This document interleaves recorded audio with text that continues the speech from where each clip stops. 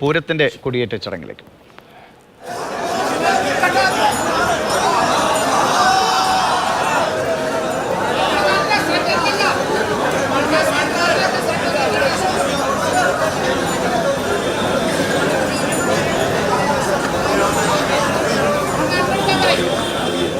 ഘടകക്ഷേത്രങ്ങളിലാണ് കൊടി ഉയരുന്നത്. തിരുവമ്പാടി ക്ഷേത്രത്തിലെ കൊടിയേറ്റാണ് ഇപ്പോൾ നടക്കുന്നത്. ലാലൂര്, ചെമ്പൂക്കാവ് തുടങ്ങി 8 ക്ഷേത്രങ്ങളിലാണ് കൊടിയേറ്റ് നടക്കുന്നത്.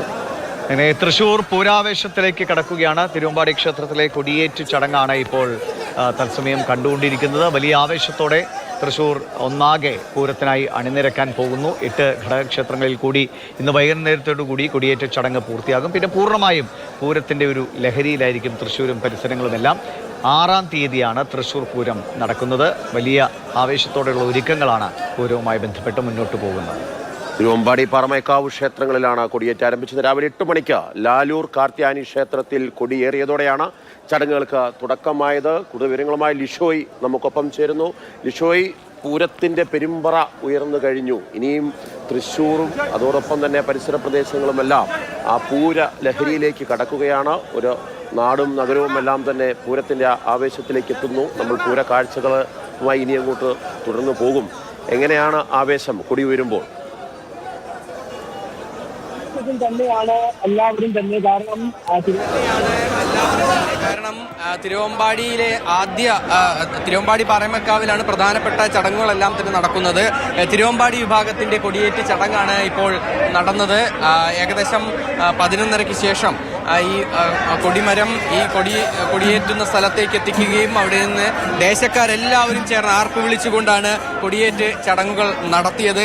മറ്റു ഇടങ്ങളിൽ നിന്ന് വ്യത്യസ്തമായി ദേശക്കാരാണ് ഇവിടെയെല്ലാം തന്നെ തിരുവമ്പാടിയിലായാലും പാറമേക്കാവിലായാലും മറ്റെല്ലാ ഘടകക്ഷേത്രങ്ങളിലായാലും ദേശക്കാരാണ് കൊടിയേറ്റ് നടത്തുക എന്നുള്ളതാണ് ഏറ്റവും വലിയൊരു പ്രത്യേകത. എന്തായാലും ഈ തൃശ്ശൂർ പൂരത്തിന്റെ ചടങ്ങുകളുടെ എല്ലാം തന്നെ തുടക്കം എന്നോണം തന്നെ രാവിലെ ലാലൂർ ക്ഷേത്രത്തിൽ കൊടിയേറ്റ് ചടങ്ങ് നടന്നു. ഇനിയിപ്പോൾ ഇവിടെ നിന്ന് അങ്ങോട്ട് 8 ഘടകക്ഷേത്രങ്ങളിലും 2 പ്രധാനപ്പെട്ട ക്ഷേത്രങ്ങളിലും എല്ലാം തന്നെ ഈ കൊടിയേറ്റ് ചടങ്ങുകൾ പൂർത്തീകരിക്കും. ഇന്ന് വൈകുന്നേരത്തോടു കൂടിയാണ് കൊടിയേറ്റ് എല്ലാ ക്ഷേത്രങ്ങളിലെയും കൊടിയേറ്റ് പൂർത്തിയാക്കുക. അതിനുശേഷം ഈ പൂരത്തിന്റെ പൂർണ്ണമായ ഒരു ആഘോഷ പരിപാടികളിലേക്കും അതുപോലെ തന്നെ ആ ഒരു ലഹരിയിലേക്കും എല്ലാവരും തന്നെ എത്തുകയും ചെയ്യും. എന്തായാലും വലിയ ആവേശം തന്നെയാണ്. ഇത്തവണ മെയ് 6-ാം തീയതിയാണ് തൃശ്ശൂർ പൂരം, 7-ാം തീയതി പകൽ പൂരവും നടക്കും, 4-ാം തീയതിയാണ് സാമ്പിൾ വെടിക്കെട്ട് നടക്കുക. കഴിഞ്ഞ തവണത്തെ കാര്യങ്ങൾ നമുക്ക് എല്ലാവർക്കും അറിയാവുന്നതാണ്. കാരണം വലിയ പ്രതിസന്ധികൾ നേരിട്ട ഒരു ഘട്ടമായിരുന്നു കഴിഞ്ഞ തവണ.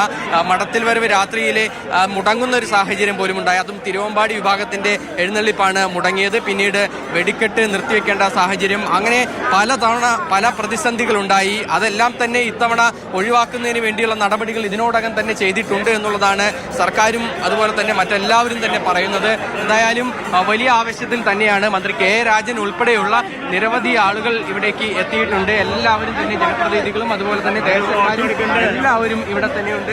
പൂരാവേശത്തിലേക്ക് നടക്കുകയാണ് നമ്മൾ. പൂരാവേശത്തിന്റെ കൊടിയേറ്റം അതിഗംഭീരമായി നടന്നു.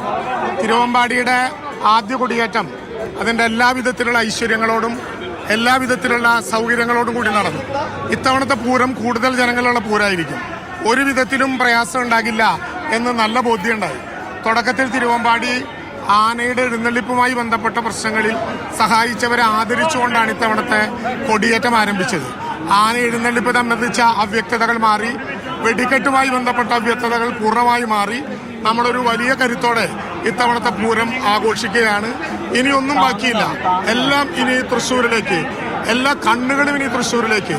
ലോകത്തിന്റെ താള മേള ശബ്ദവിസ്മയങ്ങളുടെ വർണ്ണവിസ്മയങ്ങളുടെ മുഴുവൻ ലോകവും ഇനി തൃശ്ശൂരിലാണ്. തൃശ്ശൂർ ലോകത്തിന്റെ ആസ്ഥാനമായി മാറുന്ന, തൃശ്ശൂർ ലോകത്തിലെ പൂരപ്രേമികളുടെ ആസ്ഥാനമായി മാറുന്ന ദിനരാത്രങ്ങളാണ് വരാൻ പോകുന്നത്.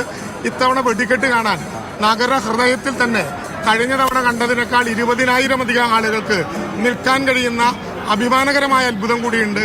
ഞങ്ങൾ ലോകത്തെ പൂർണ്ണമായും തൃശ്ശൂരിലേക്ക് ക്ഷണിക്കുന്നു. ജാതി മത രാഷ്ട്രീയം ഒന്നുമില്ലാതെ പൂരപ്രേമികൾക്ക് പൂരനഗരിയിൽ വരാം, ആസ്വദിക്കാം. ആവോളം ആവേശം തരാൻ തൃശ്ശൂർക്കാർ ഒരുങ്ങിക്കഴിഞ്ഞു. ലോകപ്രസിദ്ധമായ തൃശ്ശൂർ പൂരത്തിന് തിരുവമ്പാടി മന്ത്രി കെ രാജനാണ് പറഞ്ഞത്. രാഷ്ട്രീയ ഭേദമന്യേ ലോകമെങ്ങുമുള്ള മലയാളികളെ തൃശ്ശൂർ പൂര നഗരത്തിലേക്ക് ക്ഷണിച്ചിരിക്കുകയാണ് മന്ത്രി. ദിവിഷ, കഴിഞ്ഞ തവണത്തെ പൂരം ഓർക്കുന്നല്ലോ, വെടിക്കെട്ട് മുടങ്ങിയെങ്കിലും വിവാദങ്ങളുടെ വെടിക്കെട്ട് തുടർന്നുകൊണ്ടേയിരുന്ന, ഇപ്പോഴും ആ വിവാദങ്ങളുടെ വെടിക്കെട്ട് അവസാനിച്ചിട്ടില്ല. വളരെ ഇലിഞ്ഞിത്തീറമേളയിൽ കുട്ടുന്ന പോലെയുള്ള വിവാദങ്ങളുടെ ഒരു പരമ്പരയായിരുന്നു തുടർന്നത്. എന്തായാലും ഇത്തവണയുണ്ടായ യോഗങ്ങളിൽ ഇത്തവണ ചേർന്ന യോഗങ്ങളിലൊക്കെ ഒരു തരത്തിലുള്ള പ്രശ്നങ്ങളും തൃശ്ശൂർ പൂരത്തിന് ഉണ്ടാകരുത് എന്ന് മുഖ്യമന്ത്രി തന്നെ കൃത്യമായ നിർദ്ദേശം നൽകിയിരുന്നു. അതുകൊണ്ട് വിവാദങ്ങൾ അകന്നു നിൽക്കുന്ന, പ്രശ്നങ്ങൾ അകന്നു നിൽക്കുന്ന മനോഹരമായ ഒരു പൂരം, എന്തായാലും മനോഹരമായ വിവാദങ്ങളൊന്നുമില്ലാത്ത നല്ല വെടിക്കെട്ടോടു കൂടിയിട്ടുള്ള നല്ലൊരു പൂരം പൂരപ്രേമികൾക്ക് കാണാൻ കഴിയട്ടെ എന്ന് നമുക്ക് ആഗ്രഹിക്കാം, പ്രതീക്ഷിക്കാം.